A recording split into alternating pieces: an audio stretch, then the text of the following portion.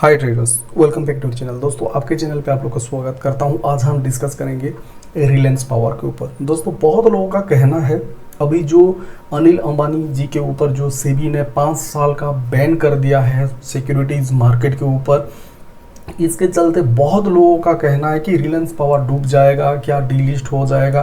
भाई, आपको पहले समझना बहुत ज़रूरी है।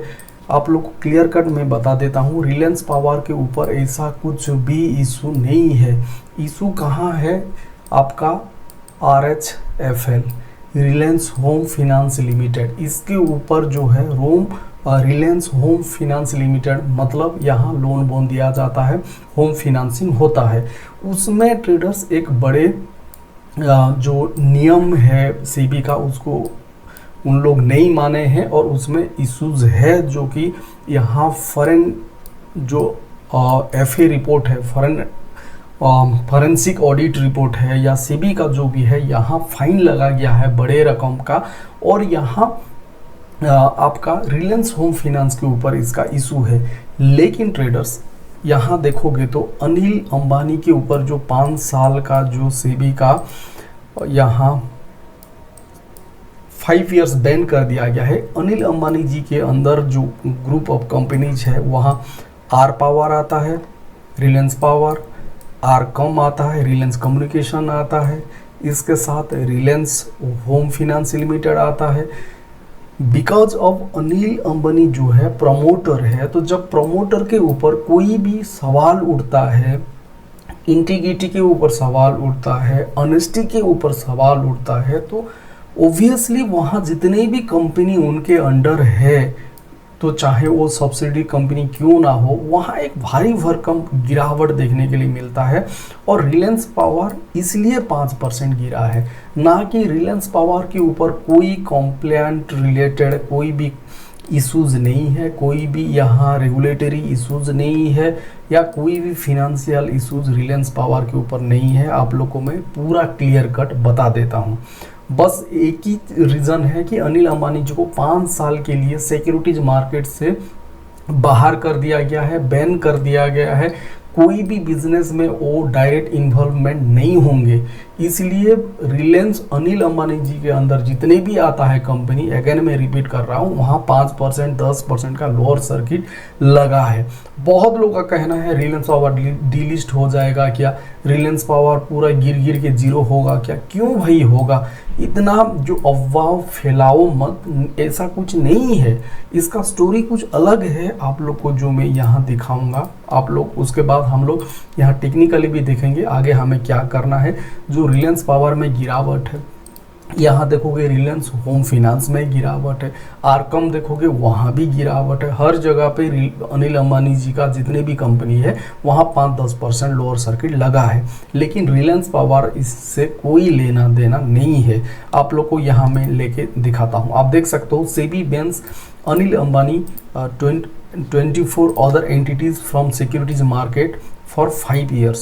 SEBI has imposed a penalty of 25 crores on Ambani and reinstated him from being associated with securities market, including as director or key managerial personnel in any listed company. यानी कि 25 करोड़ का फाइन लगा गया है अनिल अंबानी के ऊपर। इसके साथ साथ यहाँ जितने भी उनका लिस्टेड कंपनी है, यानी कि BSE NSE के ऊपर जो भी यहाँ ट्रेड होता है, यानी कि स्टॉक मार्केट के ऊपर, वहाँ से उनको निकाल दिया गया है। वो कोई भी एक बड़े पोजीशन डायरेक्टर या मैनेजरियल पर्सनल के हिसाब से नहीं रहेंगे, सब यहाँ हटा दिया गया है 5 साल के लिए। ये कोई रिलायंस पावर का बात नहीं है, ये टोटल आ रहा है प्रमोटर के ऊपर आ रहा है। और रीज़न क्या है, यहाँ क्लियर कट मेंशन हुआ है, आप देख सकते हो। आप लोग यहाँ देखोगे तो मेंशन यह है, इन इट्स 222 पेज का फाइनल रिपोर्ट यहाँ दिया गया है, जिसमें SEBI found that Anil Ambani with the help of RHFL, यानी कि रिलायंस होम फाइनेंस लिमिटेड की मैनेजरियल पर्सनल, यहाँ prudential scheme to siphon off fund from RHFL by resuming the loan to internal link. मतलब मोटा मोटी आप लोग को मैं बताऊँ तो जो रिलायंस होम फाइनेंस जो होम लोन या जो भी आप लैंडिंग वगैरह जो लोन देता है, वहाँ से कहीं ना कहीं अपना जो कंपनी है वहाँ लोन को डाइवर्ट करने का कुछ ना कुछ यहाँ जो सवाल उठाया गया है उसके ऊपर यहाँ सेबी ने यहाँ सब कुछ रिपोर्ट 222 पेज का यहाँ डिस्क्लोज किया है और इसके साथ 25 करोड़ का फाइन अनिल अंबानी जी के ऊपर डाला है। और अनिल अंबानी जी का जितनी भी कंपनी यहाँ है सब में 5% 10% का लोअर सर्किट लगा है। एक clear cut Reliance Home finance का इशू है, ये आर पावर का कहीं कहीं से भी यहाँ नहीं है। इसलिए आप लोग सोचो मत कि रिलायंस पावर में कोई इशू आ गया, रिलायंस पावर में इशू नहीं आया है भाई।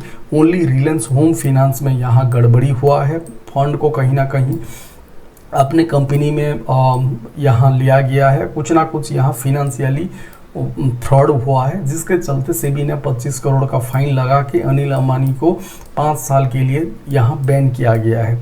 उसमें भी कंपनी ने जवाब देगा, अभी मंडे के दिन रिपोर्ट आएगा तो पता चलेगा। ये रिलायंस होम फाइनेंस का इशूज़ है, रिलायंस होम फाइनेंस का ये मुद्दा है जो भी है, ये रिलायंस पावर का कोई भी यहाँ नहीं है। लेकिन जैसे अदानी ग्रुप के ऊपर जो इश्यूज आया था तो Adani port, Adani transmission, Adani green energy, जितने भी स्टॉक था सब 5%, 10%, 20-30% गिर गया। क्यों? बिकॉज एक प्रोमोटर के ऊपर जब सवाल आता है, प्रोमोटर का इंटीग्रिटी के ऊपर सवाल आता है, प्रोमोटर का ऑनेस्टी के ऊपर सवाल आता है, तो ग्रुप ऑफ कंपनीज के ऊपर ही धुलाई पिटाई हो जाता है, वही है।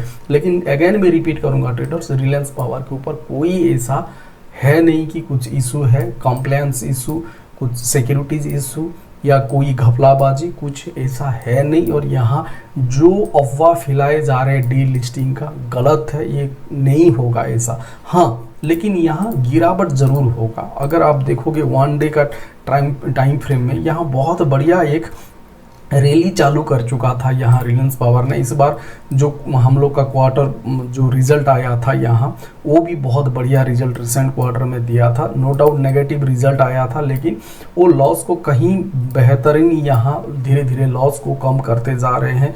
जो उनका डेट है, कर्जा है, वो धीरे धीरे कम करते जा रहे हैं। ऊपर से पावर सेक्टर का यहाँ स्टॉक है, तो ओवरऑल देखोगे बढ़िया था यहाँ। और एक मोमेंटम धीरे धीरे पकड़ते यहाँ ब्रेकआउट भी सक्सेसफुली दिया था।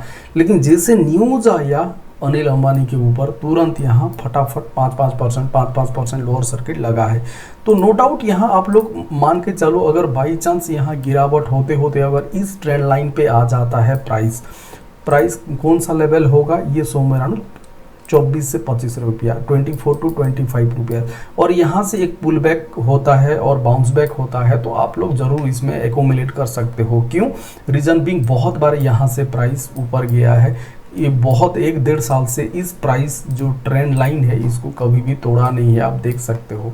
बहुत समय से ये जब भी गिरावट होता है तो गिरावट होते होते यहाँ देखोगे तो गिरावट होते होते इस ट्रेंड लाइन को ज़रूर यहाँ सपोर्ट लेता है, बार बार यहाँ सपोर्ट लेता है नीचे से आके। तो यहाँ से गिरावट होता है तो ये एक बहुत बढ़िया लेवल होगा, यहाँ से बाउंस बैक करेगा तो एक अच्छा कैंडल फॉर्म करेगा, तो यहाँ एकोमुलेट कर सकते हो। बट अगेन मैं रिपीट करूँगा, रिलायंस पावर के ऊपर ऐसा कुछ भी इशू नहीं है, आप लोग आराम से ठंडे दिमाग में रहो।